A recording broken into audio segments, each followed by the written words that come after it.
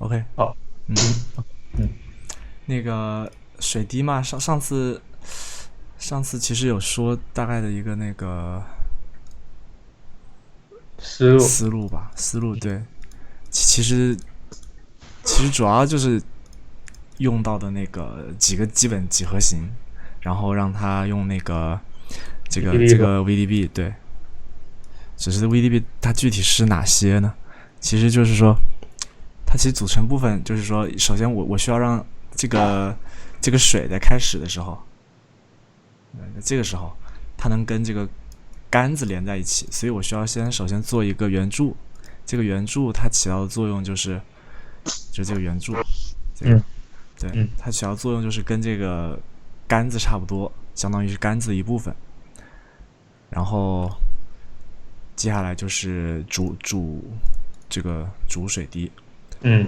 啊，然后这个不是煮水滴，这个好像是我里面做了一个小水滴，对，这个水滴哦，没什么用，就是我当时我也不知道为什么当时要做，就你做的时候可能产生一些副产品，但你没有删掉之类的是吧？对哦，这个水滴是一啊，个跟着这个走的，对对对，跟着走的。因为我想让它有一点对，虽然这不符合真实，但是总觉得有一个小水滴跟着走好像好一点，啊，是。对，那嗯我就 K 了一下，然后这个是煮水滴，然后煮水滴稍微做了一点变形器，让它表面有一点波光那种，就是嗯嗯有一点点因为重力的变形吧，嗯。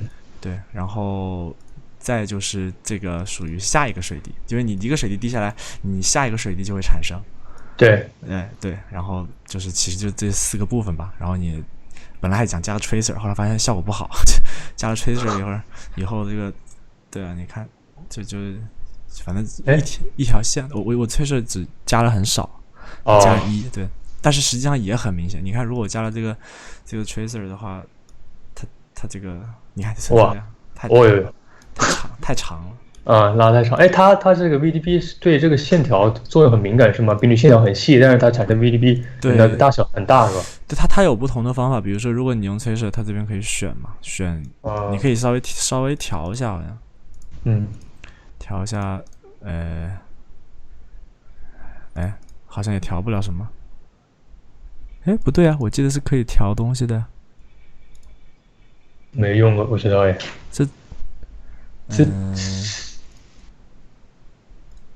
难道就只能调这个总体的吗？好像吧，啊那也可能，啊。可能它也没有什么调，它应该就是基于这个点来的，我觉得，嗯。对吧？哎，那你是怎么知道水滴它往下落会是这样子的一个呃，就是这样子一个动态呢？就是你有找什么参考，什么水滴往下落的这样的参考看之类的吗？好像也看了吧，我就洗澡的时候看一下吧，就看一下那个门把手上的水滴。但是因为我好像特别喜欢看水滴，就是所以啊就大概知道啊。它长什么样子。知道知道啊。就你之前做那种二维的，有那种绒对对对对球这样的效果就你已对，经有点得得类似吧。对，因啊为我很喜欢看那个水龙头的水滴，就是它啊那种就是半天不掉下来，然后要快掉下来的那感觉特别爽。然后反正我还一直都蛮喜欢看的。啊对对，所以可能这块没有啊。就印象比较深了。对，嗯，明白。然后但是我其实稍微有做一点超现实的变化，就是嗯说没有让它看起来太正常。比如说，嗯你看它下来的时候，从这个角度，哎呀呀呀呀，你看从这个角度看的话，嗯。它是有一点，看到没？它有哦一点晃，哎，就是这样。有这种反重力的感觉，对对对，磁悬浮的感觉啊。希望它有一点点对。本来还嗯。调的更夸张点，后来觉得那样太卡通了，所以就哦。还是对悠着一点，调的悠着一点。挺好的。对，这个场景我还做了好多不同的版本，还做了一个椅子的版本。啊。然后哦，你这个是你这个车上的一个栏杆是吧？对，这其实是车上面的一个这个镜，对，这个叫什么？这个后视镜。后视镜啊。对因为你车前面是反射的，正好你转的时候那个背景反射都在你车的那个表面上是吗？对对对，就是其实也没想那么多，只是觉得啊我总觉得应该，就你看我最开始做的是一个这个，你看，啊，椅子上。对，你看这是一个椅子，但是总觉得好像不是特别酷，因为我觉得有一个洞的东西会感觉整个格局看起来更大一点，所以后来就还是换成一个这个车了。嗯，对，本来是一个椅子，再本来是一个停车桩，做了好几个不同的版本。我靠！然后你每个都剪辑试了一下。对，这个而且这些都是炫出来了，都有炫。有炫那些小样，因为很快嘛，所以说，像这种还是炫小样看的比较清楚一点。靠，你这个测试的文件夹简直，我看我当时应该是有算出来的，我不知道算在哪儿去了，可能这边有椅子，但这边好像这个没有算出来吗？这个。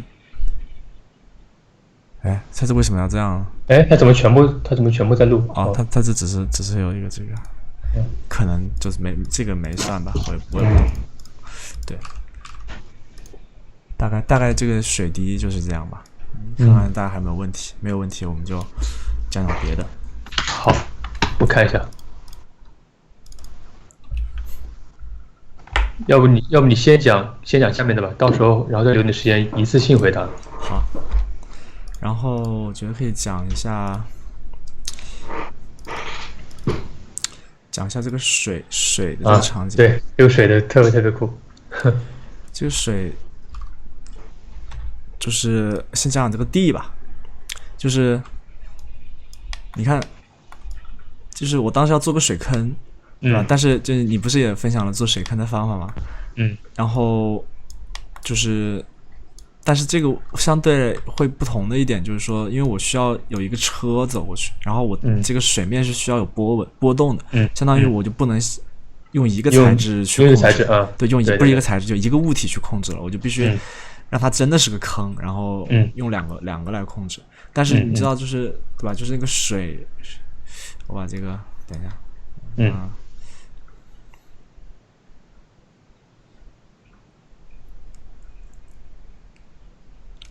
他的那个卡住了。没事。对，好，先把它放过来好了。就是你看那个水，它的那个坑的话，它接近水的地方其实是比较湿的，对吧？然后才是干的。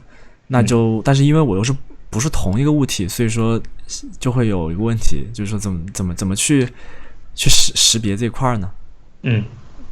因为如果你是同一个物体，你可以用那个叫什么？比如说你用一个 noise， 那这个 noise 它本身就是一个信息了嘛，你就只需要调整伽马，你就可以去做一些这种变化。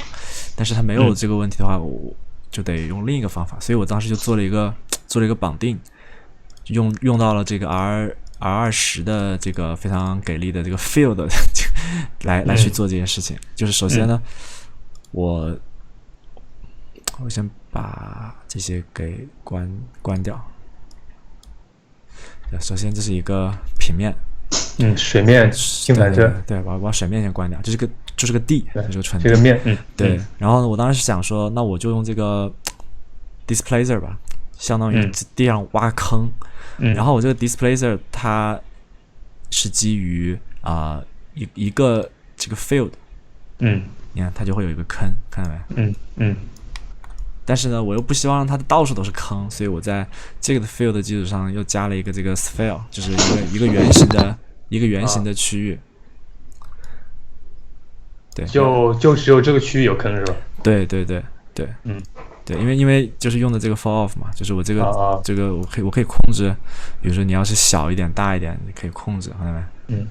对。我当时控制就像一个 mask， 对，一个 mask， 相当于这两个东西就把我现在要的坑给做出来。好，然后有了坑以后呢，我就想说，那我边缘的部分怎么去识别？就可以用到这个 vertex。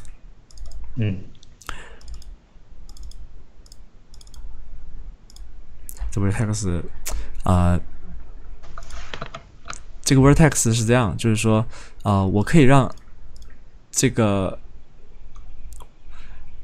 就是 vertex， 它现在这个 vertex 很牛逼的时候，它直接可以识别 field， 就是说你可以直接把就是说也不是说直接识别吧，意思就是因为 vertex 本来就是一个 map， 对不对？对，我就可以相当于在里面画画嘛。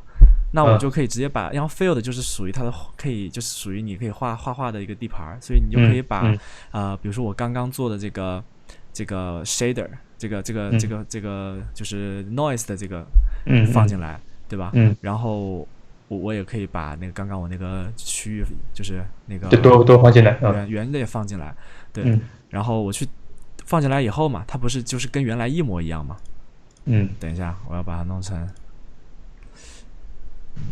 我把它先打开，你看，它现在放进来，这两个放进来了以后，这就是我原始的两个，就是我现在用做displacer 的两个，你看它就会让所有陷下去的区域变红啊！你不，这真是太方便了，我觉得以前，它这个是自动识别的，它这个对啊，这是很牛逼的一件事情，就是以前我们要去做这种事情，哇 ，vertex 就得要下多少插件啊，但是现在就没有这个，它自动识别这个，对，它就是一样的。你你看，这第一个 vertex 就是这个 noise 嘛，我把这个 noise 丢进来，它就是一个 noise， 就识别成一个 noise 了。然后我现在又把这个 sphere， 就是我这里面的 sphere 丢进来，它就一样的嘛。对。但是我没有把它原始的这个丢进来，为什么呢？因为我需要让它的边缘比它原始的边缘多出来一块。对，所以说我就是新建了一个这个。然后这个呢，它其实跟原始长得是一模一样的，你看所有的参数是一样，唯独不一样的就是这块，我调整了一下它的那个 low clips， 还有那个 brightness 这些，这样的话它就可以，我就可以把它调的比之前那个多出来一点点，你就会发现，你看它的这个湿的部分会多一些。这个湿的部分其实就是我要让这个 texture 去识别这个 vertex map， 就是用这个 vertex map 节点。这个在 V4 就有是吧？这个 V3 就有了呀。V3 就有。对，就是 vertex 是可以直接丢进来的。然后这样的话，就相当于我可以我一个是潮湿材质，一个是干的材质，然后通过 mix 嘛，这个比较容易理解。就只是说我通过这个方法呢，就可以相当于我通过同一个这个 noise 的这个部分，既可以让它作用于凹陷，同时又可以让它边缘产生潮湿。比如说，你看我把那个水再加上啊，我的水在这儿，好，加上以后呢，这不就是个水坛子吗？然后比如说，我觉得这个不好看，我再换一个，你看，它依旧是保持周围是这个潮湿的，然后形态也是对的，也是自然的，对，就是做了一个这样的绑定，水坑就是水坑的部分，大概是这样子一个东西。那你 vertex 这个 noise 跟这个 shade noise。shader 的这个 noise， 你用那个 Expresso 把它绑在一起。我其实没有，我懒得弄嘛，我就相当于把它一起选择、一起调就好了。对。如果说就是比如说很多人要一起去工作，当然就最好用那个 Expresso 绑定一下会好一点，方便一点。对，对，然后这个水潭就差不多是这样的。还有一些什么然后这个水其实好像也有调一些东西。这个水，这个水加了个 dirt， 这个也无所谓吧，对，其实正式的那个版本有稍微做一些手脚，比如说我让它这个接触到边缘的部分，相对来讲还是不要太高的反射，能露出来一点下面的石头什么的，所以边缘的部分会处理一些。这个里面没有，我可以把原始的那个打开看一下。OK。这应该是第九个镜头。New Finder， 你用的 New。这个镜头做了好多个版本。哎呀，我操！我都对吧？哎呀，一样的。翻了。这个镜头其实很麻烦，就是我当时出了很多问题，其实就是还蛮多东西，学到蛮多东西的。就是除了这个，一个是水坑，一个是就是这个镜头就是不知道为什么它很卡，就主要卡的原因也是因为就是那个地面啊，我需要让它有那个凹陷，它就需要很高的分辨率，就很高的那个细分，对吧？对你看我刚刚那个不是。我就把重要的部分，给细分了嘛。细分了，对，就是你看我这一块细分的很多，嗯，对，然后其他的地方又没有太大细分。你看我这块细分的很多，我操，怎么成这样了？哎，不管，哎呀，这怎么都变成刺了？不知道，不管它，可能是它那个软件呢。是，对，没事，不管。好，然后这个镜头的话，让我先找找我这在哪儿？它也是属于就是大小量级很巨大，就是有巨大差异的一个场景。你看，因为我其实这个东西特别小，你看我的这个车在这儿呢，然后很小，还有一个这个小玩意，然后我的楼又很大，反正我也不知道为什么这个镜头就会稍微有点卡，但也还好。好，然后一个刚刚是这个水坑，对吧？讲的差不多了，然后你可以看一下这个材质，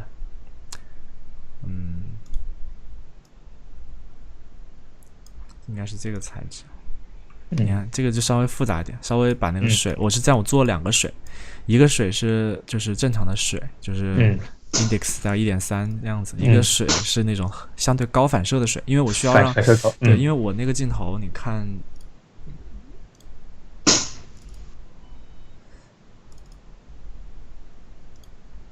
，OK， 我最近还给他们出短版本，他们突然想通了，说可以要上 TVC， 然后就搞了点短版本的东西。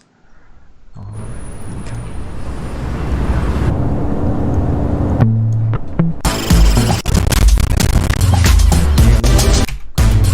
对，你看，因为我需要让它能看清楚这个，所以我是希望让中间的部分不要太对，尽量反射的清晰一点。所以说，我就做了一个这个。就是2个材质，然后用这个这个 dirt 去控制它的这个中间区域和边缘区域，会相对来讲感觉好像心理上好一点。对我再炫一下看。OK， 那你这个场景渲染应该不是特别卡吧？其实渲染还好，但是卡的主要是还是有点卡，因为这个地面太近了，我加了那个比较细的 displacer。所以就会慢一些。那你在做这个场景的时候，你是怎么样去布置这个场景的呢？因为你是看反射，对吧？对，这就是一个很神奇的问题。对啊，你这个摆一啊，左一右一，那真的对，就是感觉就是会很奇怪。对，因为其实我要看的是反射嘛，所以说对你还必须得一边炫一边做，不然的话你还看不到。对，看不到。是的。哎呦我操，这个镜头有点麻烦，挺麻烦。对，有点蛋疼。但是好，我就可能做的时候，我就先把能关都关掉。比如说，我就只放一个水面在这边。对，然后让他先把楼搭完了以后，再加上这些场景。是。但这个镜头真的是会有点慢，因为它有比较多的这个。你看，这是第一帧一开始的时候，而且之前这个镜头不停的崩，就是显存不够吧，因为我显存太少了。然后这里面元素有点多，就不停的崩。后来也是想了一些办法去优化这个显存，但是你看还是会有点卡。我可以把一些能关的关了，比如说这个玩意先，哎呦也行，先把模糊拿掉，然后这个 displacer 也拿掉它，就会好一点。displacer 好卡，我觉得上这个 display 对，你看就会好一点。对，对，但是就不太好看了，无所谓。然后还有再讲这个吧，就再讲一下这个材质。其实这个地面材质，我觉得也是当时觉得挺有趣的。当时做这个玩意，因为然后 select， 我要把这个地选中。好，我就只留一个地好了。就是这个地方我可以给大家分享一个技巧，就是。这个肯定很多人都会用，对吧？这个 solo 它是直接啪就完全 solo 这个物体本身，同时把所有其他的部分，就相当于让它已经消掉了，不会占用系统资源。所以说在这个情况下，你的速度是非常快的。就它的 solo 是一种纯 solo，对，但是在这种情况下有一个问题，就是你用这种 solo 的话，你看你的渲染。就会出来，就是乱了吧？就是不乱，就是你就只能看到一个白膜，对吧？就这种方式你，比如说你在搜的时候，你要在这个场景上，比如说我要只挑一个物体的材质或者灯光，但是你这个 solo 的话，你就没有光，你就是个白的白光，它就相对来讲，有的时候是不太希望这样的，因为可能场景不一样，你这样调材质调的，可能调完了最后你放到这个你真正的场景里去，有自然光有 HDR 就不好看了嘛。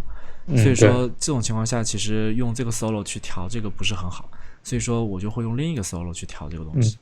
怎么样做呢？我最开始的时候还不知道这个方法的时候呢，我每次都是要把我的把我的灯光也全部选一遍。选完了以后再选我要 solo 的物体，然后再按这个，但是相对来讲会麻烦嘛。然后后来我就发现一个更好的方法，就是比如说我要选这个物体，我就还是用系统的 solo。系统的这个 solo 呢，它很神奇，你看它也是 solo 掉了，但是你再看它的那个，你看它是保留了 HDR 的，你知道吗？所以相对来讲，你用这个系统的 solo 去调每一个物体。会更准确很多。那它灯光还是 solo 掉了对吧？灯光还是没有了。它灯光也有，它的那个单灯光可能给 solo 掉，对，但是它的环境光还在，天光在，对，天光日光都在。对，所以说就是用这个方法，其实有的时候还挺好的，而且其实它也还可以，对吧？就你就不需要去等半天啊，等所有的这个材质去导入。你就可以，我就是属于等半天的那个人。我之前也是，后来我觉得不行，这样太慢了，就用这种方法，你就可以去调这个材质，然后对，然后你就可以看一下，然后这个材质其实我当时也觉得就是挺好玩的，虽然这材质有点多。我操！但是这个材质其实就是为什么多呢？主要是因为我当时想在上面加一些字啊，或者加一些这个东西，但我又懒得去 PS 里调，然后调完了以后再放上来，然后发现位置不对，我又要调，这个过程太麻烦了。所以说我后来就想，我当时其实是这么想的，就是因为这个地面它其实是那种粗糙的嘛，就是那些字会有破损，我当时就觉得这个东西很麻烦，因为我们大部分就是下载或者说准备的这些无论是这种地上的字啊或什么，它都是完美的嘛。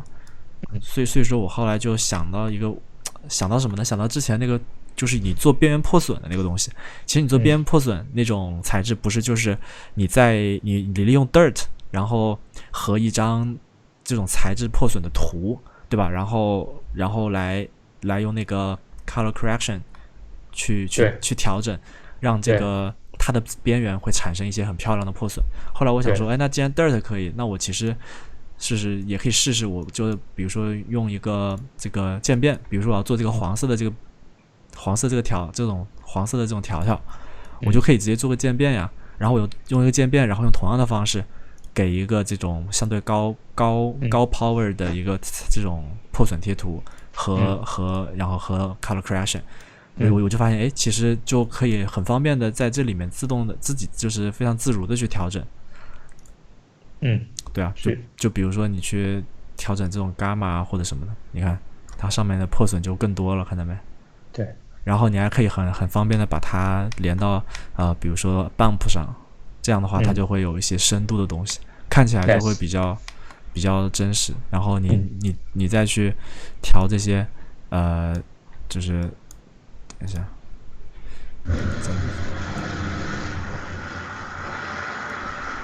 你看调这种左右啊，这种就很方便。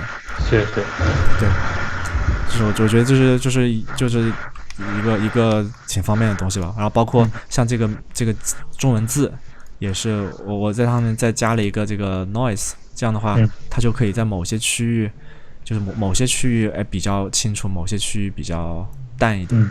对，然后也是通过这些像这个玩意可以去调整它的这个破损程度啊什么的，就会方便一些。对，这个字大概就是这个意思。然后还有一个技巧就是说，比如说你做了一个就是任何一张贴图你想看清楚它在这个渲染窗口里面该呈现是什么样子，有的时候你直接一起看你是看不太清楚的。你就可以把它，比如说我现在想看它这个的样子，我就可以只 solo 它，然后你看就是这边有一个 solo 嘛，这样我就能很清楚的知道它应该呈现什么样子。你就可以把它就是调完了以后，包括特别是像这种有伽马的呀这种你可以通过这种方式很清楚的看到你对它的作用，就比你一起整体性的调整会快一些。然后嗯，调完以后再让它回来，它回来得缓一会儿，回来。嗯，对，其实你这个材质这么多，是由于因为你之前就是在上面做了很多这样子的，比如说文字啊什么的什么，然后最后全部都合并成，对对对，就是我要把它对一点一点加在一起，然啊后加在一起。明白，其实这基本材质也就是明白，这两个，因为这里面还包括了这个湿的材质跟干的材质，它对对又是两组，所以说就看上去特别的多，其实对，实际上还好，嗯对，其实还好。然后只是说中间会有一些作用，比如说这个 vertex， 我让它既成为了一个这个不过后来我好像也没有用，你看这些我都把它消掉了，没有用。本来有想说要不要用这个 vertex 再做点别的东西，后来想想好像效果也一般，就还好。哦对对，只是说你看我再加上 displacement 可能就会更慢一点。哦对，先不加吧。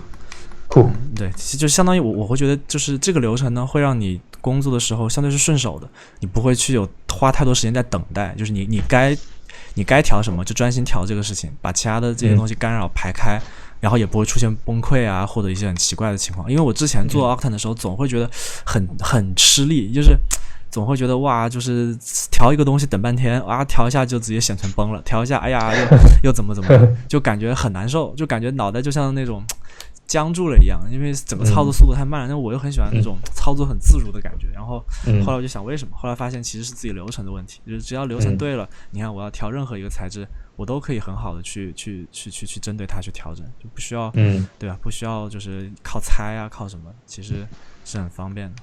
然后包括还有就是当你调好一个材质的时候，比如有的人喜欢把它放在一个比如说一个标准场景上，一个中间一个球那种去看这个材质的表现方法嘛。其实 Octane 也给你内置了一个这样子的功能，但是这个功能在复杂的场景里面，你看那它就会给你生成一个这个球，你就可以去看看它到底长什么样子。对，这个有的时候也挺有用的。但是这个玩意有的时候会崩溃啊，我觉得慎用。它其实就是说，它又重新载入了一个内置的场景，对，它内置了一个场景，对，相当于因为有的时候你不同的材质在不同的环境下，它总会出现不同的属性嘛。它给你一个标准场景，相对来讲统一一点，但是它这个标准场景我觉得光打的不太好，看起来好像也不是很屌。你看我换一个，看一下这个，哦哟，怎么这么样子？哦，这是个 displacement 的原因，这个 displacement 太大了，应该是。你看，它就是一个这样的场景。哎，喂，完蛋了，小曾怎么没声了？喂，小曾，你在吗？啥情况？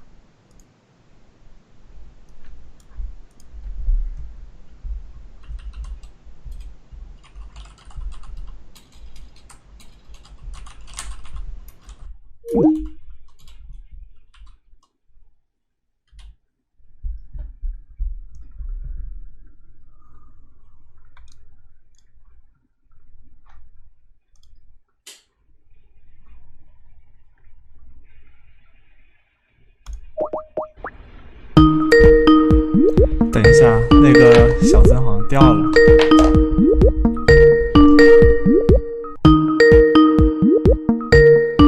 哦，那个，那等一下小曾吧，我继续讲了。那个，我看看他跟我发了个什么东西。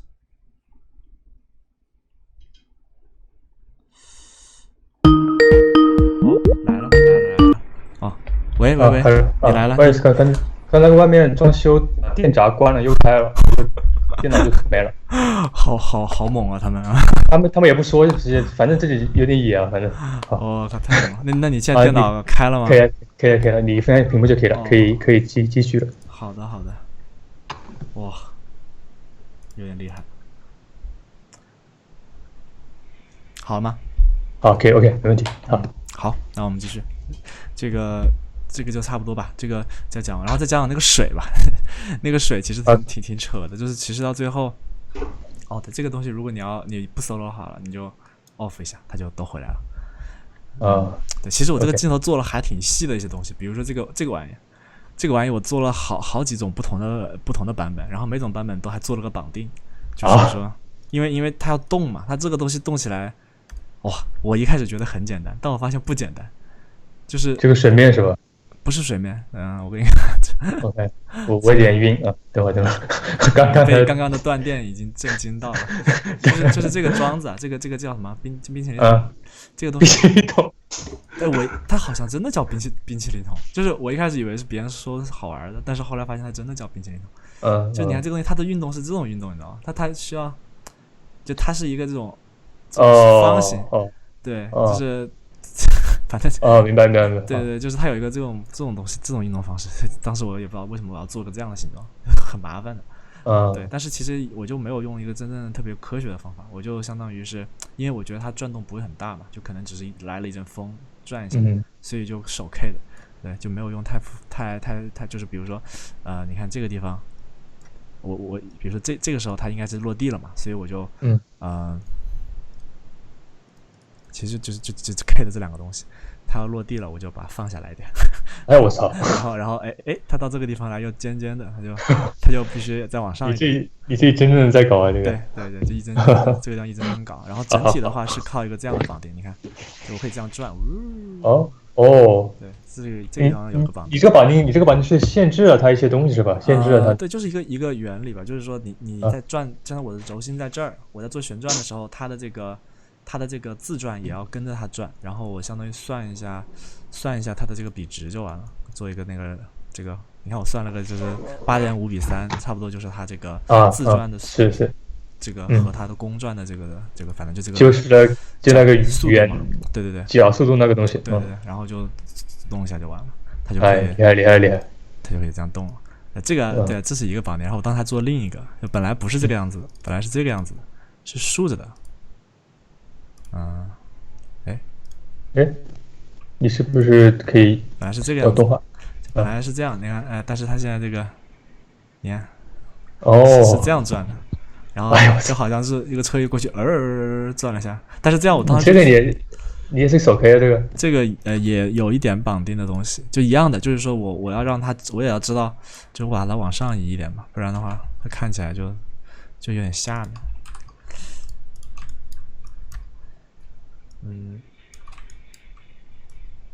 哇，你就这一个小动作，感觉你这个不简单呀，这个玩意儿。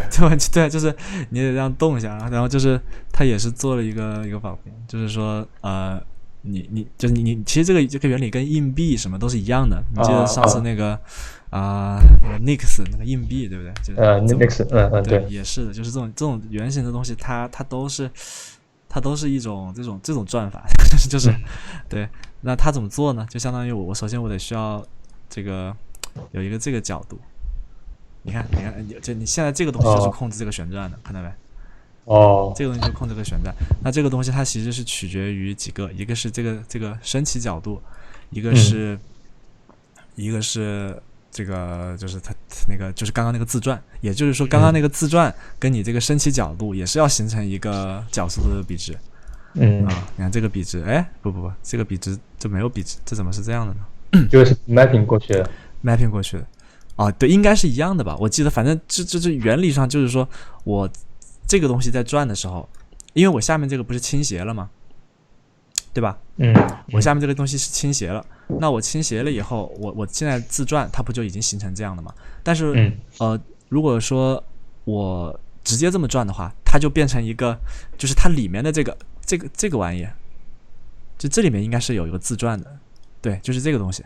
你看现在它被绑死了，就是说你自己试一下就知道了。就是如果说没有，我把这个绑解开吧，先不要它这样好。然后你看，如果是直接是这样转，你看它就你看它是这样，你看到没有？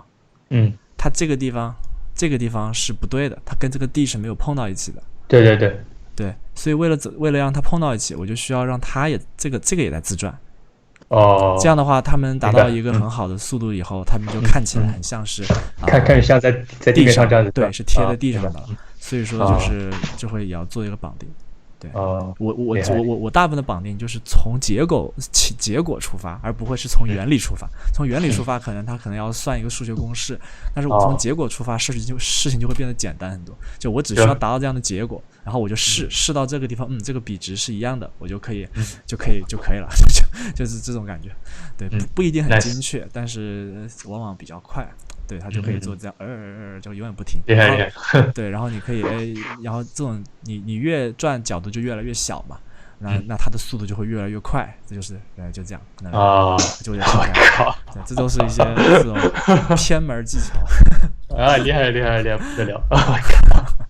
啊，好玩，反正最后也没有用啊。我们回到这个上面来，这个水呢也是，其实我当时试了很多种方法。就是我到现在我都不知道做这种水波什么方法是最好的，真的就是我总觉得这应该是个很简单的事儿吧，但是好像每次做水波都不是很好做，就是都没有一个特别好的方法。但最后就你觉得他总是搞不好的重要一点是什么呢？就是什么地方是这样的？就是你看，比如说，要不就控制的不好，要不就是做出来效果是假的，或者说它并没有特别完美的动力学。其实我作为试了4、5种方法吧，我当时做了好多实验这个事儿，就是怎么去做这种水的表面。我看我当时做的 Ripple 什么东西，是不是都是机构 Field？ 我看一下这些工程，就是用了各种奇怪的方法。看，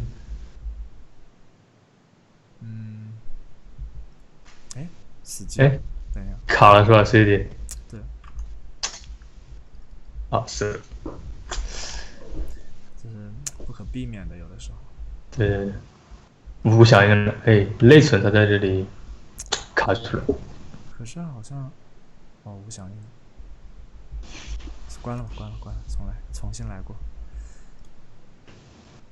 先看看这个with field， 这是个啥玩意？这好像是，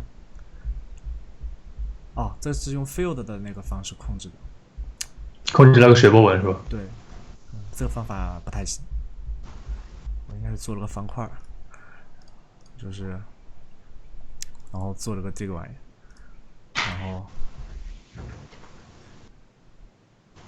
然后就是用这个，这是之前我在网上看的一个就那个 Merck 的那个是吧？不是 Merck 的，这个是那个，我看一下，这个其实是那个用那个有点像 diffusion reaction 的那个方法，就它是通过这个 fuse，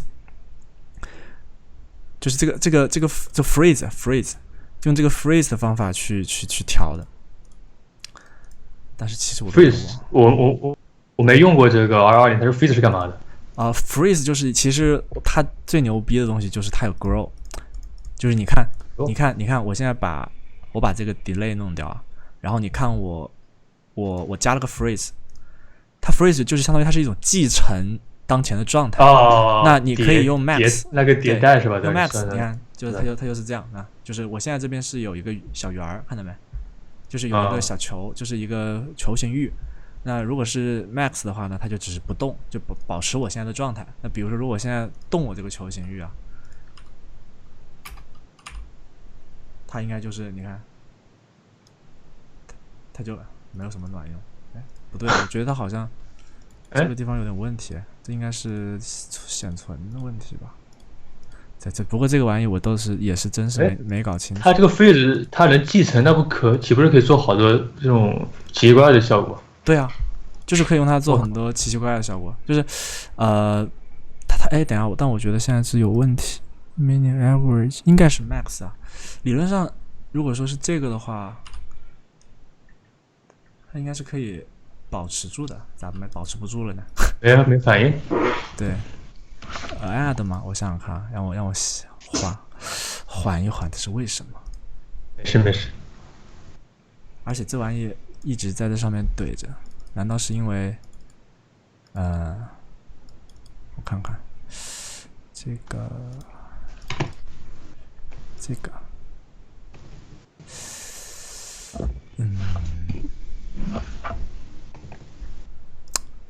完蛋了，我觉得我有点忘了忘了是咋回事了。我记得好像之前遇到这种情况是因为它好像必须得刷新一下还是干个啥的，不然的话它就有的时候显示上是有问题的。对，它是不是有什么 bug 之类的？我先试一下，如果用等下用 add 这边用 grow， 你看它这一部分的信息啊，没有 clear 掉，哎，这就行了，我的对啊，这就 clear 掉了。好，对，然后你看，就是如果说我这边是 max 的话 ，clear 一下，它应该也没有，咋回事嘞？好吧，我有点忘了。他有朋友说是另外一个 freeze 记录了。哦，有可能哦。哎，但是我只开了一个 freeze 啊。你可以开两个，有2个 freeze。我这边是有一个啊。你下面一个。可是它的关系应该是从下往上的呀。哦，对吧？我看看啊，那如果是这样呢？也没有哎。哦。哎，我为什么要讲这个东西呢？我都没搞清楚我要讲。我真的服你不是？没事。哎，我要看看这个。反正今天比较随意一点，好玩一点。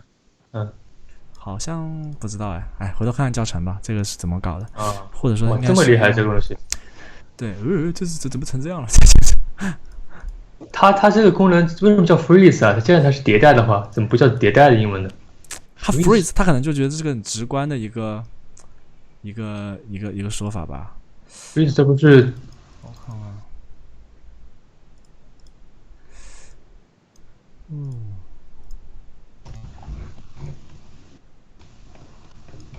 搞不清楚就是为啥？管他的，回头看，因为现在网上挺多教程的，只是说当时它很好玩的说，因为我不是想做那种一波一波的效果嘛，然后我就当时看到他们说，就是你加一个这个 delay 的 spring 啊，它就可以莫名其妙的一波一波了，对，变成一波一波了嘛，就很神奇。我觉得可以试一下这个效果，但是这个效果很难控制。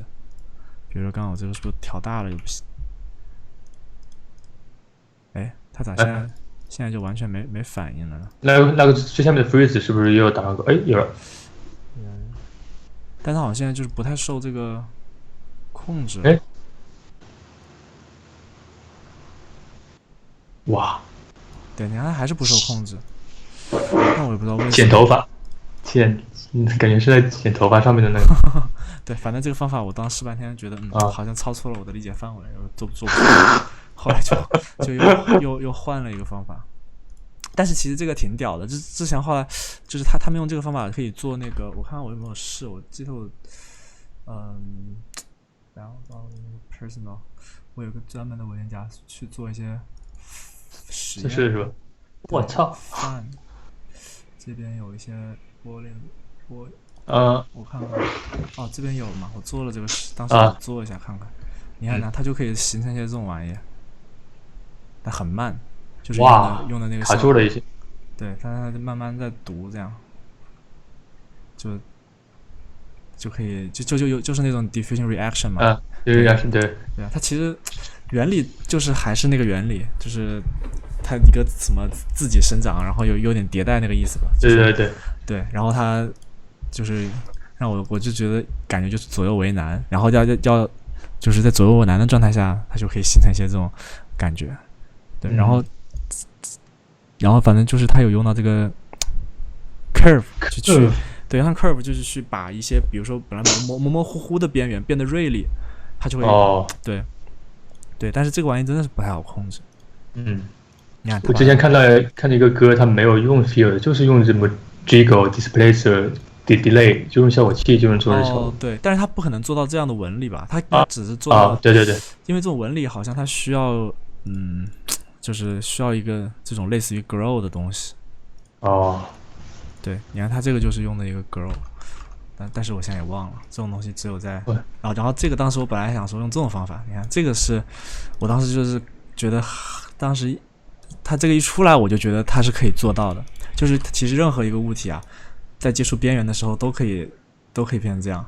你看，这是怎么会变这样的？其实这个倒是原理超简单，就是说，因为它现在可以对 fall off 识别边缘了，所以说，哦，对吧？我就 OK 可以让这个、哦这个物体的边缘，就是边缘有一些那个叫怎么讲，就是那个距离边缘的距离可以做。然后我在这上面还做了一个 mapping 的动画。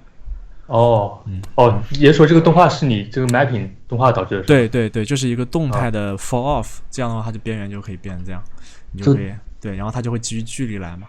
就比如说这个动画是怎么做的呀？这个动画就是其实原来就有呀，这边应该是这边吧，在 animation speed， 然后你自己去调，你可以自己去调。其实这个我上次那个 find 的时候有讲。你看它就可以调出不同的纹理，这样的话，你不仅是一个这个方块，你任何一个东西，比如说搞个什么人头什么来包的，你一样，它就可以基于你的这个厉害去做，厉害。对，但是这个也不太好控制，所以后来也没有用这种方法。对啊，这个倒是这个小玩意，我觉得还挺有用的，以后很快。这个挺好玩的，这个有点像那个冰激凌砸入一大群冰激凌感觉。对，只是说它不受动力学的控制。啊，对。还有什么 human face 是个什么鬼？搞不懂是命名了一些奇怪的东西。这也是那个啊，这个是另外一个东西，这个就不讲了。这是那个当时试它这个 volume mesh 嘛。OK。对，因为之前不是这种效果很火嘛，我说可以用这方法做一下，果然可以做，就感觉就没有人用了。试一下。火过头了。对，火过头了。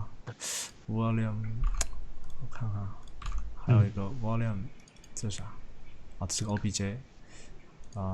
边缘海浪，好像对。这个也是一个用它的玩意，试试那个 volume 的。它能形成中间这种。对啊，它可以形成这种形状，觉得挺好玩的。哎呀，我操！我要换软件了，是。对，这个也是挺有意思，就是我想想看，他当时这是我干了个啥呢？这是这线我厉害。它可以。对，还有点意思，就是这是也是之前一个 NAB 还是哪儿一个人分享的，然后我当时看了他，就觉得他讲的这个玩意想法很牛逼，我靠，他这个想法很牛逼。你看他这个线我先把这个 noise 关掉。我操，怎么现在在扯些啥啊？没事，随便。你看他这个更新一下的，这咋没有动静呢？哎呀，你看现在新版的这个总他妈都会出这个问题，点一点啪，这不知道，我都不知道点哪儿会点成这样。你看这个不会这样，就有的时候一下一点它就缩到里面去了。我看好多人直播都出这个问题，大家都很无语，都在吐槽这个。对，你看它这个很好玩。你看它这个线，当时我都觉得比较有趣的就是，你看它这个线会顺着，就是它线明白。你看它这个线的那个穿法很好玩，我觉得。为什么会这样？其实它是用了一个就纯粹就是克隆，然后克隆了以后，它用一个叫什么来着？一个这个玩意，就这个东西，就是 ID 这个玩意。去选，你看，它把一半的消失了，一半的还存在哈，就是还挺巧妙的。为什么输 ID 会这样？因为我也不知道就是 ID 这个东西，可能你问问李云山吧。它就是这个 object index 嘛，就相当于你1、2、3，那0没了，1有，2没了，3有，但是它这个分布正好它就是基于这个分布的，所以它就正好能形成这种这种好像把它嵌进去的一个这样的关系，就还挺好玩的。所以你看它就会穿在一起。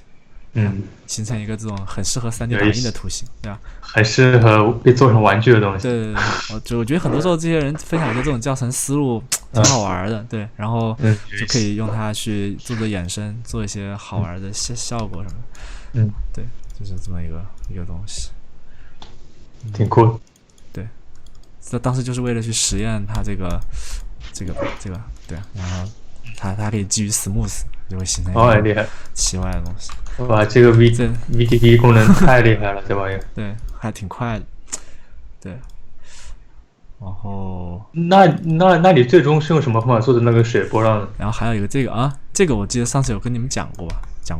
然后觉得这个也，我当时也觉得也可以用。讲过，讲过就那个。对啊，特别是你看这个效果非常好，你看，我觉得这个效果的感觉是非常好的，你看。它能形成哦很舒服的水的那种东西，哎，然后也不会有一些很错乱的那种。但是也是试了一下，觉得就是后来我发现为什么呢？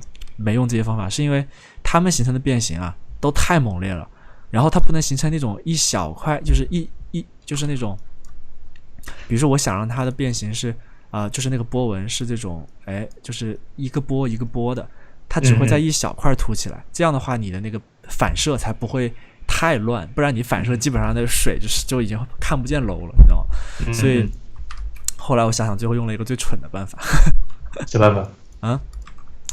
就是哎，好好玩！你看这个地方，最后用的最后的方法就是直接拿那个就是 plant 去，然后拿那个圆环直接去做那个形变。对，就是你上次分享那个办法吗？其实跟 Find 应该差不多，跟 Find X 当时有个水波，我上次分享了吗？我忘了。是有一个水波纹的。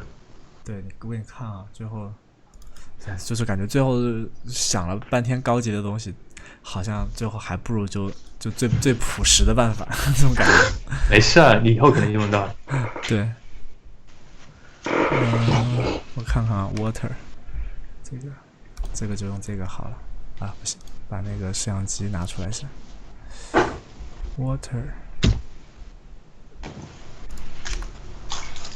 哇，我这两天在补《权力的游戏》，我靠，我之前都没有看过。好看吗？我也没看过。我从第1季开始看了，哇，我觉得这个很好看，我觉得超好看呀！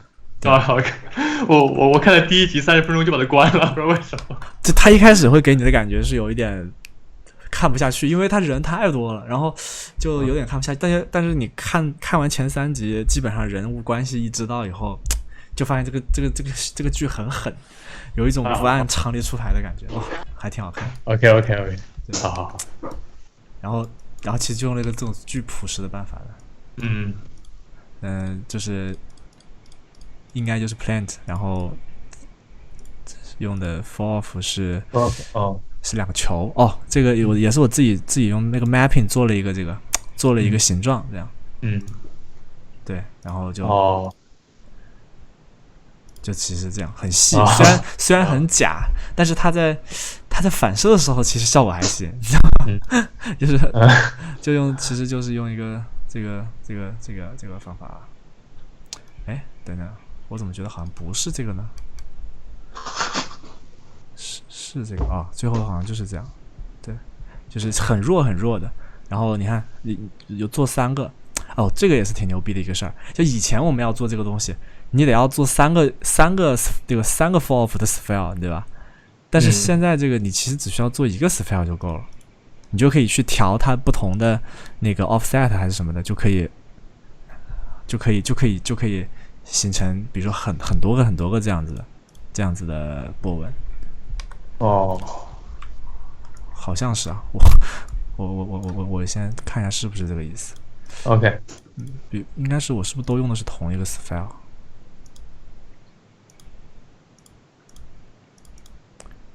对，好像是用的同一个 sphere， 然后每个 sphere 是不一样的形状。对，那还挺方便。它这个 sphere 就直接在里面加就好了，它不是一个额外的那个物体。你看呢？你可以用这个去调它的这些。反正就是好像好方便很多啊。这 sphere 不是就是这个 sphere 就是任何物体你都可以丢进来当 fall off。现在，比如说我这个 sphere 就是一个啥呢？好像是一个是一个这个东西。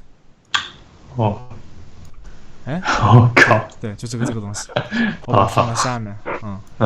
对，我本来还一开始做的特别复杂，比如说我做的这个车轮，我拿这个车轮去驱动，发现是没必要。对，其实只需要达到一个效果就好了，所以的话就用很简单的方法去做。对，就这么个东西，然后它放在这儿，然后所有的波纹都基于它的这个就它的形状来就完了。超简单。厉害。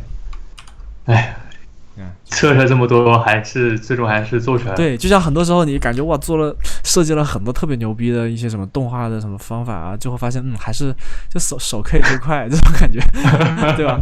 对吧？就是很多时候还是觉得最好控制的方法比较好。是。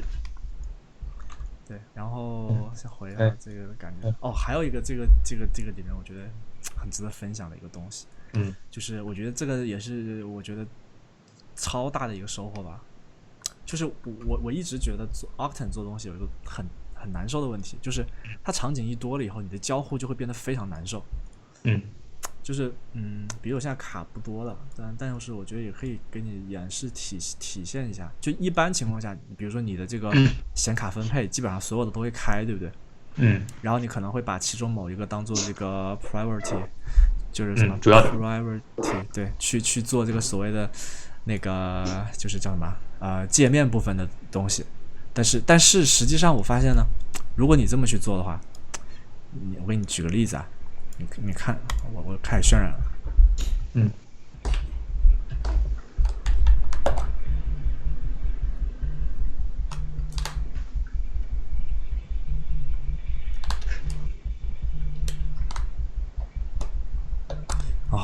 这个导入这是很漫长的事情。是。什么时候 Octane 能把这个解决了？我觉得其实就好。之前一个版本不是说先导入过才是就不会再导入了吗？是吗？那是我火人说的，好像那是怎么？但是我用了新版本以后，它还是要重新导入，每次刷新它导入过材料又重新导入一遍，等好久。对啊，我也是感觉。还是说是2019改过来了？不知道，要能改过来就好了。好像就是 V4。我知道它这边会有一个选项，这是在哪儿来着？看一下，是这边吗？还是？不是这边，会不会这个 ignore？ 也不对，是这个吗 ？Check materials every frame 吗？是不是这个？我也不知道。有可能是这个。好，反正你看，我给你看一个很好玩的事情，这也是我发现一个特别神奇的事情，就是比如说我现在开了这个，因为我会觉得，就是比如说你开了这个 Octane 渲染以后，你整个交互很难受，对吧？你所有东西都会变成巨卡。我觉得这个就算了，最烦的是我点不到东西。你看我要点这个楼，没反应然后现在有反应了，很慢嘛。点这个楼，对，就大部分情况下都是在这种，你看，除非我炫完了才会快。但是很多时候，因为我们一直挂着它嘛，所以说在这个交互过程中间，你就会疯掉的。比如我又开始炫，因为我动一下，可能它就要开始重新炫了。对，它好奇怪，你就有时候我什么都没动，我一下摄像机它都有对，就是你很难判定它是啥抽风的问题。对啊，好烦。然后它只要开始炫，你的交互基本上就死了，你就只能这样，每次在里干等。对，干等，然后这个速度就非常慢嘛，所以这个就完全没有什么体验可言了。我现在想看着它调一下这个楼的，根本不可能调，你知道吗？就是所以我当时浪费了巨多时间在这些鬼地方。然后后来我就发现一个问题，就是实际上，后来我就得做测试嘛，我就说，我就看看那个，我后来就发现，就是你看那个资源管理器，你是能看得出来你哪个显卡，哪个显卡是被用来做窗口的显卡。然后比如说你看 GPU 1，对 GPU 1就是一个我好像在做视窗的显卡。后来我就试，我如果把这个 GPU 1，比如说现在是 high， 然后我这个我都试过，我调整什么 low、medium、high 全试过，根本没有用。就是后来我就说我直接把你关了算了。然后关了以后呢，我就发现，等它要缓一缓。好，关了以后你再看比如说我现在在动一下摄像机，你看见没有？完全不卡了，而且为什么这样？所有的交互完全不受任何影响，但是你的渲染速度也没有受到太大的影响，你一样可以调整。那假设是单卡呢，也是直接关掉那个吗？单卡你就关不了了，所以说你如果有2张卡的话，你才能这样做。但是我就发现，我后来发现，就你看，就根本就感觉 Octane 瞬间成了一个超轻量的东西，一点都不卡了，你知道吗？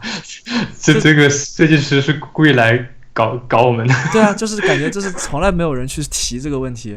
然后我们都一直傻不拉几的用，但实际上这个问题超影响我们的操作体验。你关一个，你把你的显示显卡关掉以后，你会觉得这还真的是在做东西，你知道吗？就是你就会觉得整个软件很清亮。比如说我现在到这个状态下，我要去调楼，我就可以看着调了。我就你再看一下资源管理器，看是哪些显卡它在用。资源管理器它不太识别别的东西，就 Octane 在用的显卡它其实没有识别出来，但是它可以显示出来它的这个显示的显卡。你看这些显卡都是0，但是你在这里面看这些显卡都在用。对，但是你不管它，你只要知道你哪个显卡是显示显卡就好了。然后这样的话，你看我现在需要调整，比如说这个楼，你看我就选的就完全没障碍，我靠，就是完全对啊，我这调的这个东西很舒服啊，你看我直接就可以看到我这个地方的变化，就是实际上这个好奇怪对，但是这个真的很重要，我觉得只要你有2张卡以上，最好在你在工作的时候就把你显示的卡直接给关掉，根本就不要开它，真的是让你效率会提高很多。等到你最后要炫的时候，你在这边勾一个 use all GPUs 好像就可以了，它就会在渲染的时候强制用所有的卡。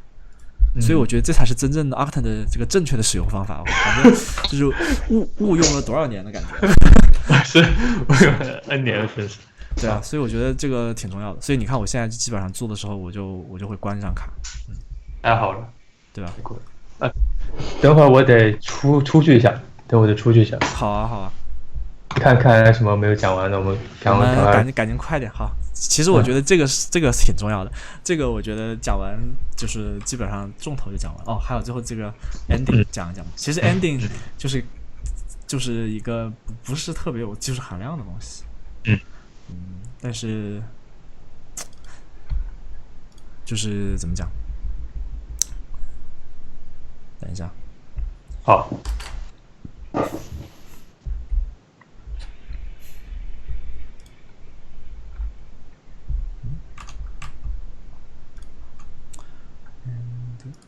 City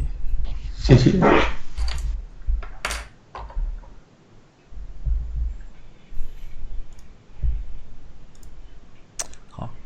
这个对，这个其实我那天看到 Chris 在解密，然后当时我才发现一个 bug， 我真发现我做的时候的一个 bug， 就是我当时他说这个嘛，然后后来我就看那个评论，有人说，我不是那个在那个 Behance 里发了那个一个幕后嘛，然后我就发现，我明明在这个地方的楼是做了变化的，为啥那个幕后没有变化？后来我想起来，我最后渲染的时候忘了开，因为当时这个很卡，我就没有开，但是实际上正好也没看到，所以说就无所谓了。对，就这个地方其实是有一点做了一点东西，但是无所谓了。你看到没？它其实有压扁一点，就从缝里出来，但是好像没有，它正好是你那个画幅给把它遮了吧？还是什么？对，因为这个 FFD 是不能影响到这个 render index， 那你必须得改成这个。你看，你改成 index 以后就会了，你看到没？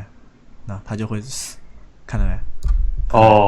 它是其实本来一开始是这样子的，但是。反正也看不太清，无所谓了。当时可能是渲染的问题，就忘了。不过你看，你不觉得这个场景很顺吗？哇，超顺啊！对啊，一点都不卡。怎么搞的？是用很多 index？ 对，就是你一定要想清楚。其实我觉得这种场景做起来，技术难度不大。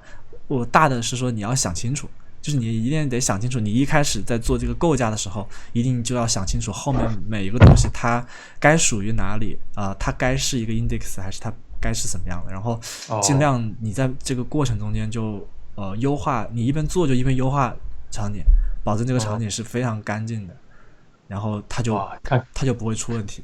就所以说，有的时候，比如说之前有时候，比如说我跟其他人合作，然后有的时候不是你做的场景嘛，然后我就不知道你的场景是怎么搭的，那可能最后我拿到以后就会觉得，这个场景我就得要研究好久，就是这个场景是哪些东西是可以优化的或什么的。但是如果是就是从头自己做的话，一般就可以从头开始优化，相对来讲就会轻量一点。就有一些东西，比如说就是想想，但实际上这个楼倒是还好，因为楼就是都是一些就是差不多的。你看这个楼跟这个楼长得一样，都是 index 啊。对对对。然后树树我后来没做了，然后一些车啊，包括这些灯啊，就是把这些东西就是都用 index 就好了。嗯，对，然后一定要用这个 render index 啊，这个 index 没有用，这个 index 对跟你那个是一样的。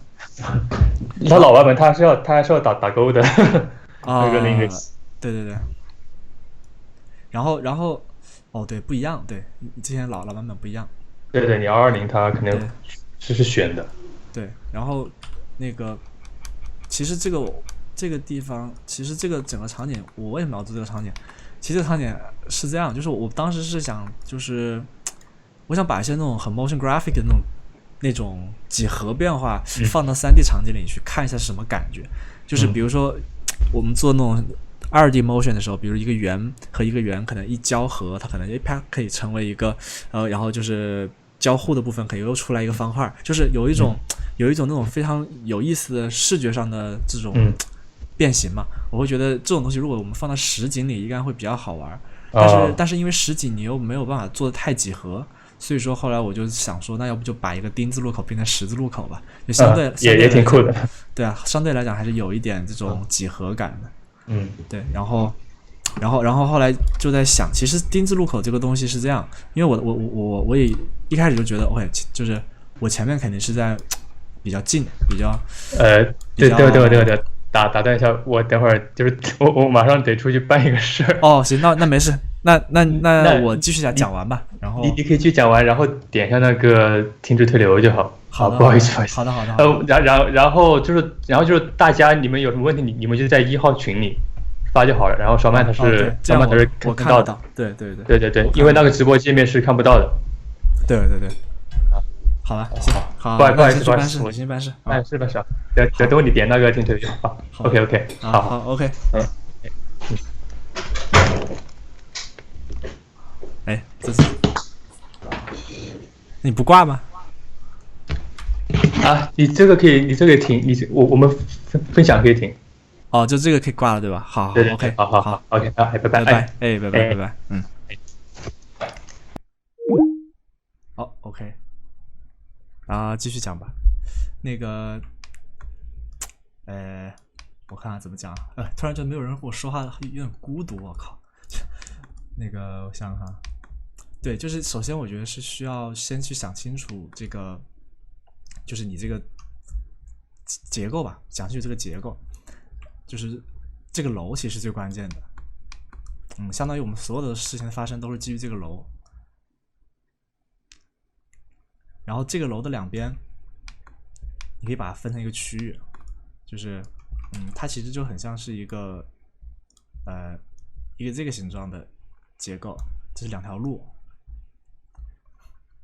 这两条路呢，都是基于这个原点来转动的，这个是比较容易理解。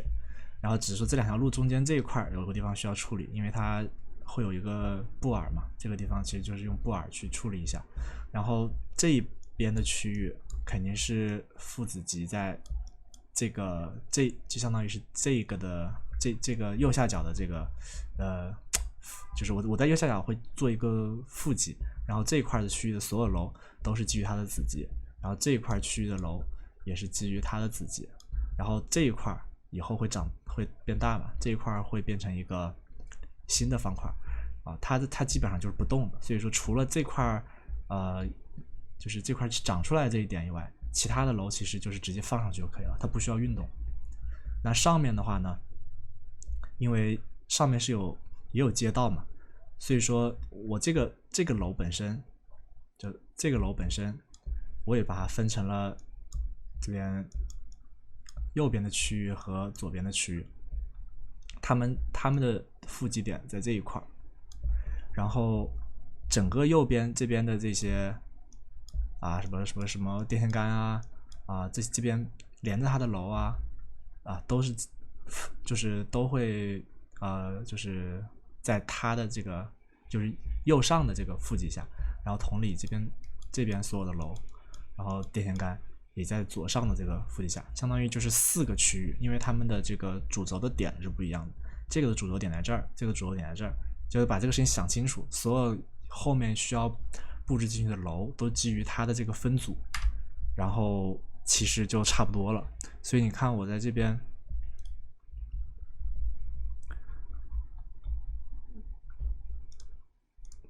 看我这边那个整个分区，就会分成右上，左上、右上、左边右边、左边，对吧？然后这个 top part 就是这块的这个 D， 因为这个玩意就是其实就是这个东西，因为你看它会从这里变成一个这个直，就是变成一个这种形状。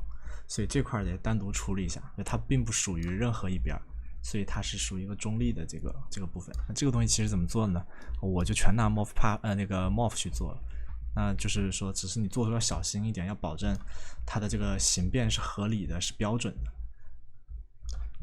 好像我应该是用的那个spline， 然后做了2个版本，然后再用这个 pulse morph 去 target， 这边会有个 target 去映射这2个版本吧，然后就会形成一个比较好的动画。天哪，我觉得没有人跟我讲话，我都讲不下去了。我看一下那个群里。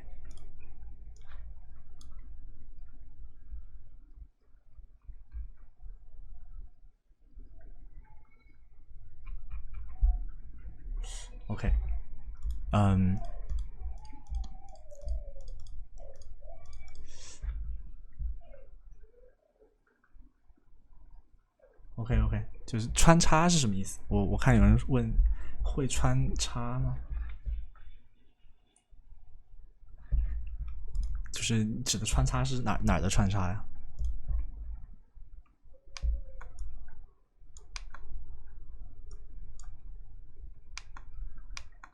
哎，没有回我，无所谓了。来，那我先继续讲吧。就是其实，等，这个玩意真的不太好讲。哎呀，我看一下。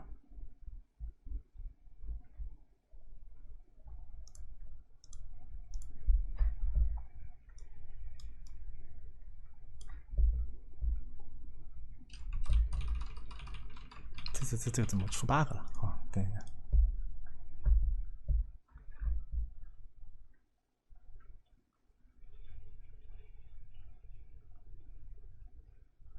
4个部分啊，4个部分是不会穿插的，因为，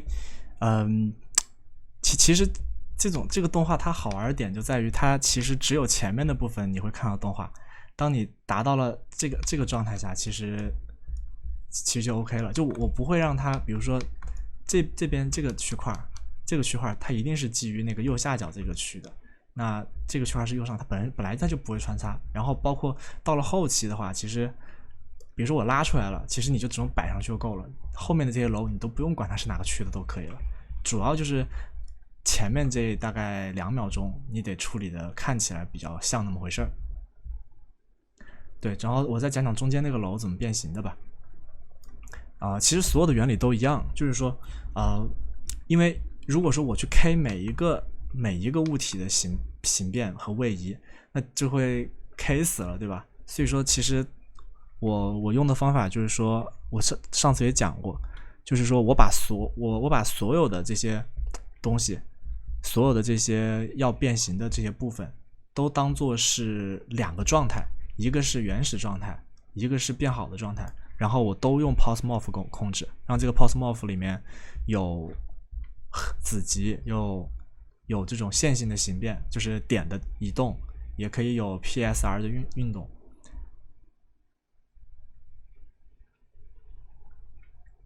就是基于这种方式去做的这个动画，就相当于其实你会发现我所有的这个 pulse morph 它都是一个2个状态的东西，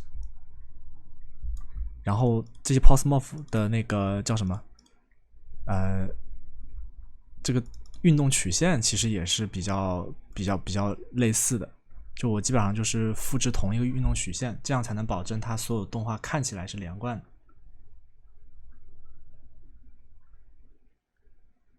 对，我还没有讲到那个楼怎么变形的啊，我只是先跟大家说一下大的这个思路，然后我再看这个楼，这个楼也是一样，你看我在这个楼的顶上，整个大 comp 上做了个 pulse morph，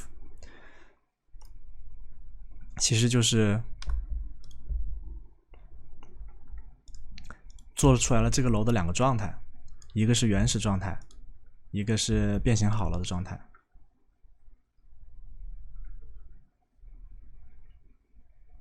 那在这个过程中间，其实是需要试很多次，因为你需要保证它的每一个部件都是相对动起来是完美的，不会有穿插或者什么样的。所以说，可以给你们看一下，我把这个楼也是同样的分成了左边跟右边两个部分，然后和一个天花板，因为天花板本身它是一个，这个不是天花板，天花板的跑哪去了？是天花板的，啊，就是 back 这个跟这个在一块儿。对，但是我不是对每一个物体都做 pulse morph， 因为这样太复杂了，所以说我是调好了以后，就是对它的2个状态去都做这个 pulse morph。啊，这是姿态变形，对，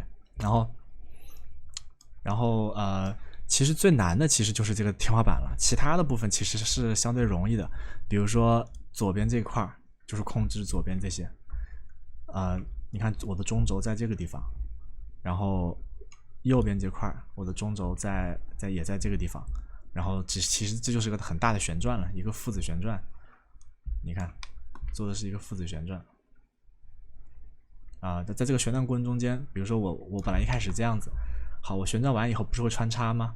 然后我就要穿插的时候，我就把上面这些部分重新变一下形，比如说这个部分，我可以直接调这个点嘛，去调它的形状，把它调到一个合理的位置，让它看起来就比较统一一点。你看，其实是有 bug， 一开始这块，对吧？一开始空的我觉得不太好，我昨天加了根杆子，这就是为什么会有一个这个 top cube。但就让它连着这个东西，看起来好像会好玩一点。对，中间肯定是需要试很多次的，包括你看这个物体转到这边来，你看刚刚其实是有 bug 的，看到没？它其实是穿过去的，但是其实很快嘛，所以看的不是很清楚。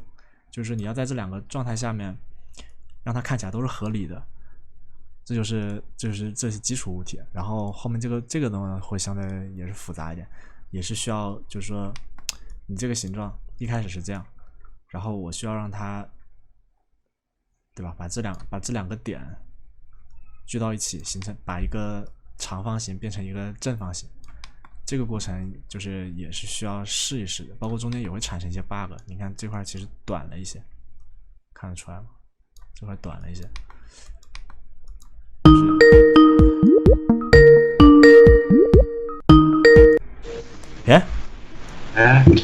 你来了，哎呀，对啊，哎，你分享个屏幕呗。好，马上，终于来救我了，我一个人讲感觉好奇怪，给忘了你。来，好，这是那栋楼吗？是哪个镜头？对，就是讲最后一个镜头，就是这个楼，这个楼是咋变的？其实原理很简单，就是说。就 pulse morph 嘛，就是姿态变形，你把它的2个状态做好，它这样的话，所有的变形都是在统一的速率下嘛。它看起来就会比较好。但是就是你怎么去调整，其实是需要花点时间的。比如说你因为这部分中间有一些东西是父子关系的变化，有一些东西是点级别的变化，但是我都把它建立在同一个这个 pulse morph 里面。是 hierarchy 模式吗？对，你看我打了很多个勾 ，hierarchy、position、scale、rotation、point 都有。这样子。对，因为这样是最快的吧，因为它就相当于我就只需要控制一个东西就好。因为它整个场景都是同一个速率，它才会看起来不会有那种漂移的感觉。所以说，无论是这个楼啊，还是那个马路啊，包括那些楼房的父子关系，都一定要基于同一个速率才行。所以这个地方就是说，就像我说，就是得要一开始想的比较清楚，因为如果说你想到一半，然后发现有个地方想错了，你再改就不太好改。所以说，就是一开始的时候要布局这些物体该属于谁，想清楚一点就好。是这样的。那、嗯其他的那个街道和楼房呢？你也是放在一个对它柱子下就是大部分是放在一个，有的不是，有的是把它转化成旋转了。比如说这个楼房我是这么动的，对吧？那这旁边的这些楼房，这些楼房就是 up right 和 up left， 它是直接是 rotation 了。但是我的 rotation 的速率跟我的 pulse morph 的速率是一样的，所以它看起来就不会觉得有问题。神奇啊！你看，包括这些，你看我连这些空调都是绑在这个 up 那个 left up 上面的，它并不是绑在这个楼上的。对，绑在楼上应该不好绑，不好绑啊、就是太麻烦了。所以说，像这种小物件我就直接绑。但是你看，它其实有一点点偏移，但是不是很明显。对，你就会感觉到好像没什么问题，就是他们必须要录那个速率一样。那你下面那么多那个小车呢？也是绑在那个 rotation 上？对，小车也是绑在 rotation 上的。所以你看，你要想清楚，你这样转过来的时候，它那个车的运动不会穿插掉吗？就得调嘛，你调的比较好，它就不会穿插。你看，正好错过，然后如果再长一点，可能就对，就是你看我这边的车是绑在 up left 上的，那我这边的车呢，其实是绑在这个 left part 上面的。因为如果说我这边的东西也绑在这个点的话，有可能这个旋转的偏移就有点大了。所以就反正这块我觉得就是想清楚吧，就是它可能离这个中轴点近点，我就这么绑。那如果这些东西直接绑在上面，就可能会出问题。这样子。对，反正就想清楚，是不是就想清楚点？你看我这还做了点停车的感觉，你看这些车停下来了，好像挡住了看不见。那你这些车应该不需要做那个车轮的动画了。对，其实也做了，就是也做了，我忘了这边好像太小了，我就没做。对，这边应该看不见。我看一下做了没有，这看起来就好像没做，因为我都已经绑到一个物体上去了。没做，你看我这个 taxi 是一个整物体，那应该没做，看不见吧？哇，这个模型好牛逼啊！下面那个咖啡厅的 logo 还是模型上。对啊，超奇怪。对，但是还好看不太清。我这边还加了一个地铁站。超细。其实主要就是楼，这个楼解决了，其实大部分就解决了，剩下的就是父子关系想清楚一点就好了。然后这个地面这块也是稍微要调一下，对，就是把这个圆角做得好一点，就看起来就没有问题就行了，有点像个体力活。那你这个镜头你大概做了多久啊？做了多久呀？应该做了3天吧，3天就做这个玩意。效率还是非常高的。还好，就主要后面就是上材质啊，然后那些，对，就是摆一摆上材质这样。你看这还好多 bug 了，你看这都不知道为什么漂浮在这里的。看不见没关系。看不见，对。然后场景优化上，我刚才问，其实场景优化就是，其实我觉得就是 C4D 它没有到很高面数的话，它的场景还可以，都还好，不会说很重。像这种楼房，你看起来它很大，但实际上它的面很少啊。对啊，所以我也不少，就不像是那种哇密的黑的看不见那种，所以其实不会很卡，只要你做的时候没有出现太多的那种怎么讲，就是一个特别高面数的东西，然后你那个高面数的东西还复制了很多，或者说你这个东西做了一个很复杂的动画，其实才会变卡。就是比如说你对一个楼，然后还做了一个什么鬼 deformer 的动画，它就会变卡。对，但你不去做这些东西，它其实就还好。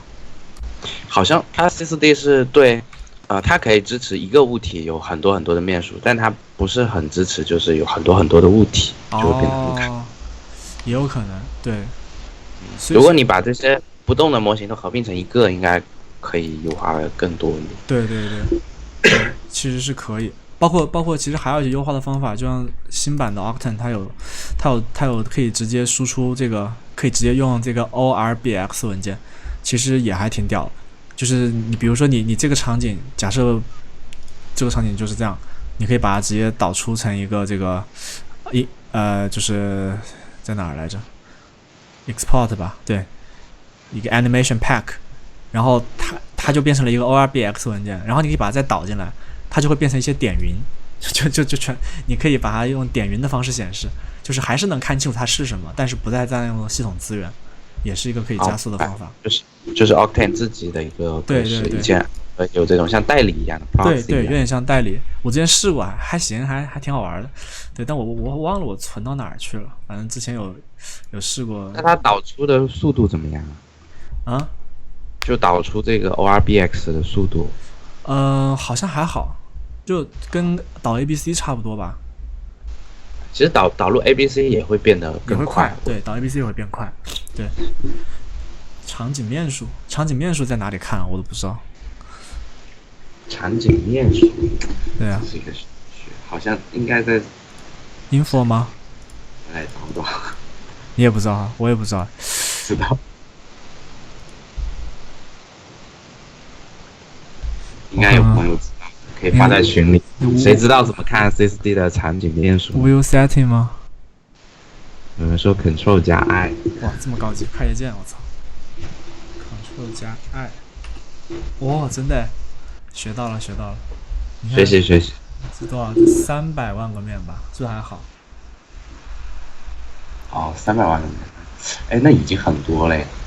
啊，那 SSD 还是挺牛逼的，我觉得。是吗？啊、对啊，就是还挺牛逼的，我也觉得。哦，然后因为它、对像你讲的，它没有 deform， 就是那种变形，如果你加 band 估计就挺牛逼的。对，所以这种情况下，我尽量能用父子关系就用父子关系了，就不太去用这些乱七八糟的东西。然后 POSMORPH 其实也还行，不算是个很卡的效果，它好像就还挺方便的。然后还有一些就是流程上的技巧，比如说你一开始去布置这个场景的时候，我一开始总是习惯，看到哪儿有模型不错就丢进来，或者说从哪个模型包里面丢进来，然后就会发现它会有出现很多很多重复的材质，然后这些重复的材质虽然不会影响到你的这个渲染啊这些问题，但实际上它好像会增加显存，所以说后来。那个 function 里面有个 remove， 它没有用，它因为它每一个都 use 了呀，就相当于我用的是同一个材质，但是我对吧？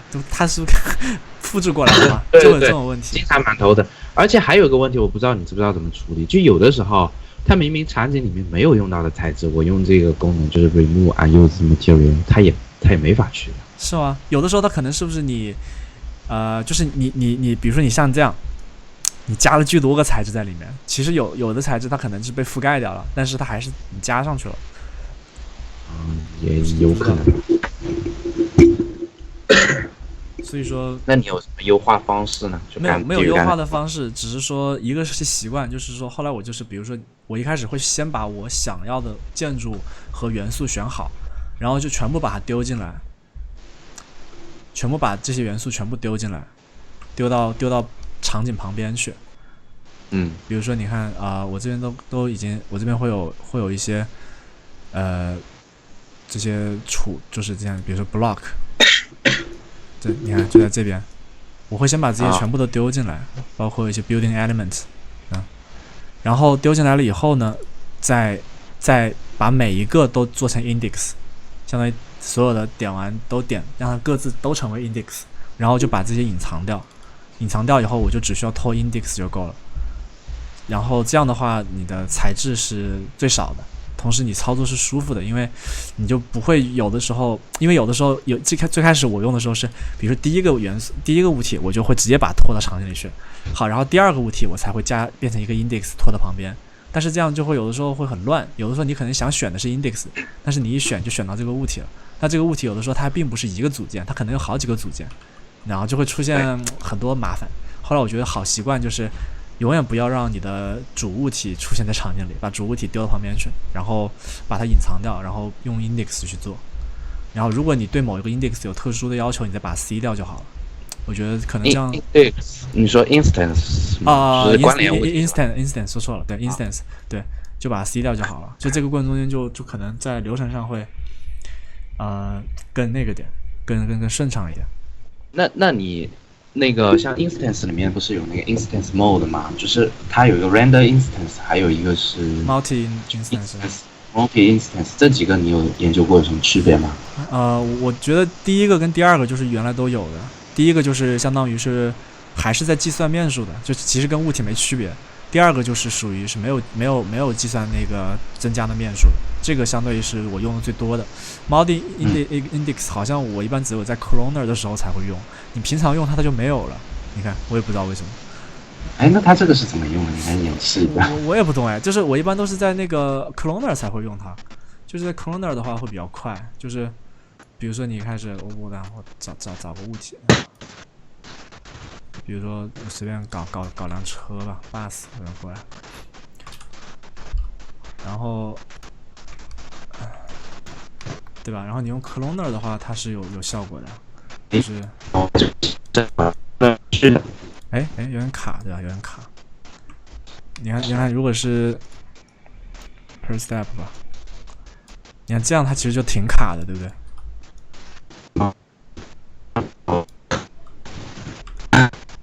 哎，怎么这么卡啊 ？Hello。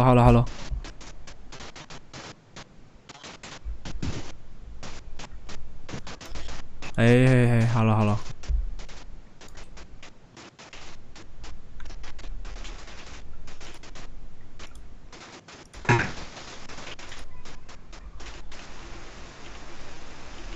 哎，好了。好了。对啊，这真的是卡，然后我就一般这个时候会选 multi。好像就会顺一些，就是不知道为什么。然后 multi 的话，它不是可以选这种 point 吗？还有什么一些，还有一些这种模式，好像会心理上看起来会顺一点，好像真的就是顺，会快一点的感觉。是，好像是会快一点。哎，Hello。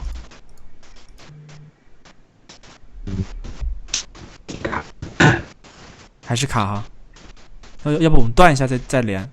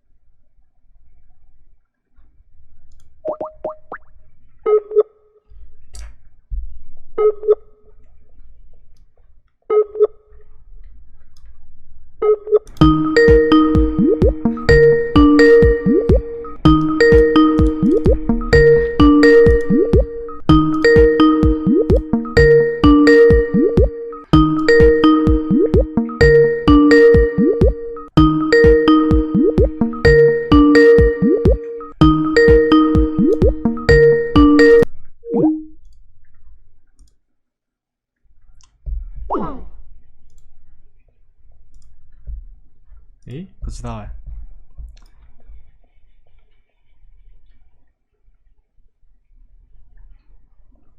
不知道啊，怎么回事啊？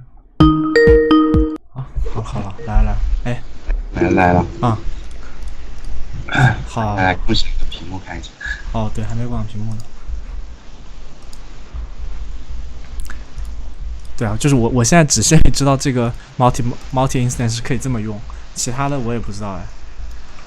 这是怎么用的？就是这只是说克隆的时候我会用，好像真的会变快，你看可以好像特别多。就是基于原来那个 render instance 的一种优化。对，一个优化，对，好像还行。我看群里有人问那个 Octane 的那个叫什么？就你刚才说的那个吗 ？Octane 的那个代理是啥呀？是我说的那个吗？应该就是你说的那个吧。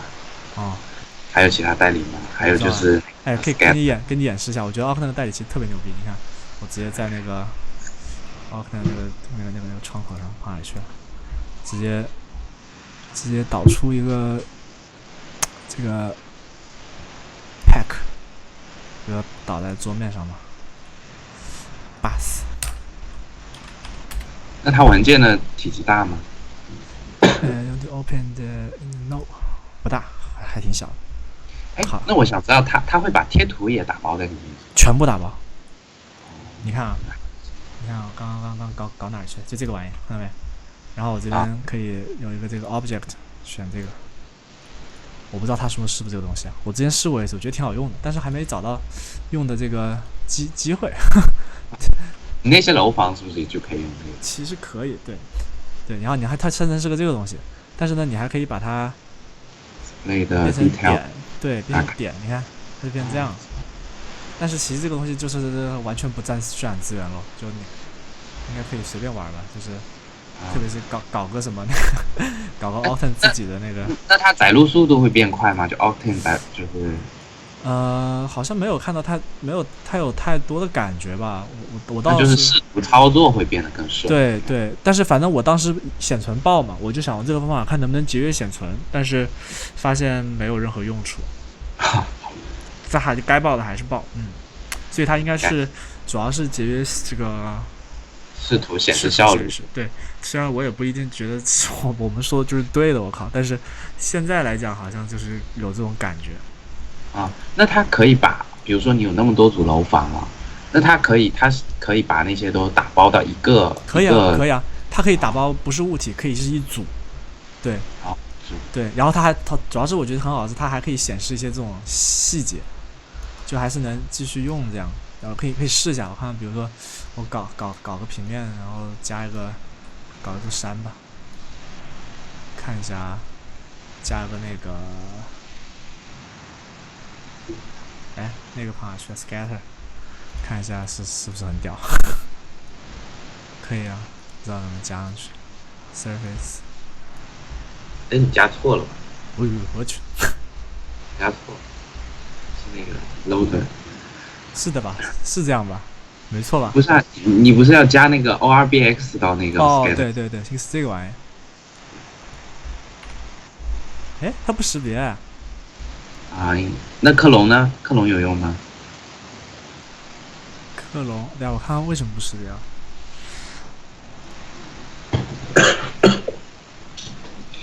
这个还有点屌啊！我操，不识别，这个就识别。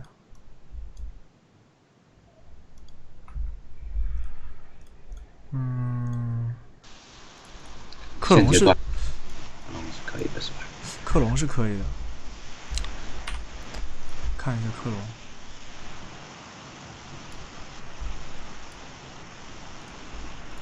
克隆可以。对。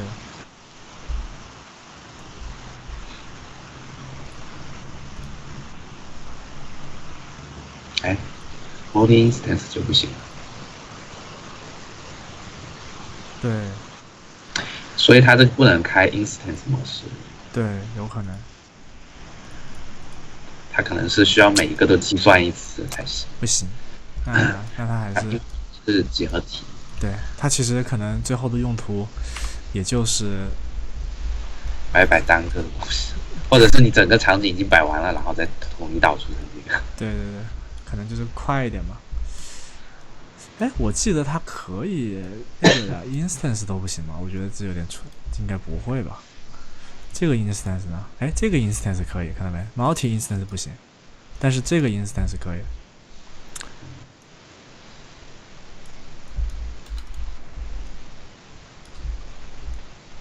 哎呀，而且你看它不显示，它不显示那么多，它只有在视窗里才显示出来，有点不舒服。但是倒是很快啊，超快啊，感觉哦。不过这本来也没啥东西，所以就还好。哎，对啊，前几天不是听说那个GSG 的那个 Chris 在线直播，就是在解析你这个片子。对啊，我看了，我觉得其实我觉得他也差不多是那个意思，只是说他用的是只是硬 K 嘛，我用的 Pulse Morph 的话可以快一点，就是它像就是你刚才那个城市的那个镜头嘛，就是变形。对啊，对啊，对啊，他就是在弄那个镜头嘛。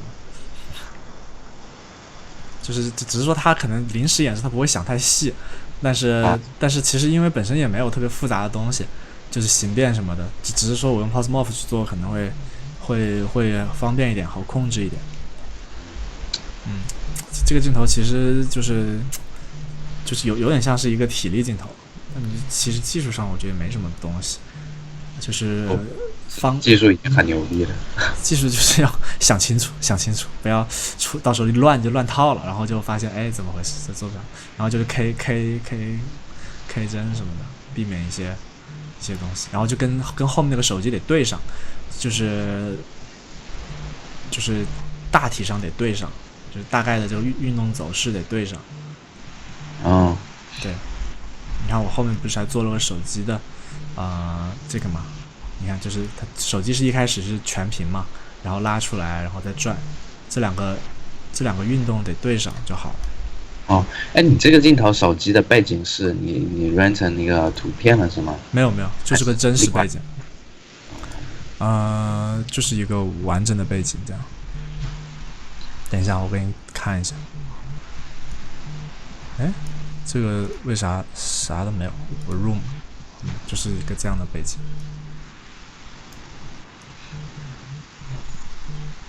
因为它本来就很快嘛，所以说应该也还好，反正大概炫成一个看起来还行的就行。因为它很快，哗就落下来了。对，然后两个的合成的话怎么合？就其实说我这边会炫一个屏幕嘛，会炫一个屏幕的那个作为 mask， 对，然后两个的运动轨迹得做好比较相近，但这个运动轨迹我就直接就是看着调的，对，就大概感觉，因为我做一遍我就会镜头往上走往后退的话才能对，就是因为它要让它看起来好像是这个。就好像是这两个，它是在它的里面的嘛，就这个同步的感觉稍微要有一点。对，但是其实也没有说一定要很精确啊，就看起来好像是这么回事就行。它其实有一点视差，我觉得也没问题。对，其实是有视差的。然后你看那个animatic 的话，就会测试嘛，因为我肯定也不是一次就调好了，所以你看我 ending 我是专门有一个文件夹去测试每一次组合出来效果，就一开始也是乱七八糟的，比如说你看一开始 comp new， 一开始是这样，你看我一开始的做法是并没有让里面是 3D 的，里面是个平面，看到没？我一开始想做平面，然后后来觉得看起来不好看啊，反正不是很好玩，后来觉得要不再试一下别的，就试一下，你看这也是平面，哎，怎么都是平面？你这可能在前期测试手机动态部分，有可能也是平面。好，这次开始去直接炫出来一个小样。这可能这一堆都是平面的，然后当时就做到觉得还是不太好，好像就这个就是立体的了吧？还是平面？好吧，我搞不清楚咋回事了。CT3，我看哈 ，CT Phone 4，对，这应该都是组合拳的时候，968，还是说我后来直接炫到下面去了 ？CT6，十几，这是之前。这又是不知道是这次还是更早以前的版本，找不到了，我也搞不清楚。反正最后决定还是用那个就是最后的那个方法。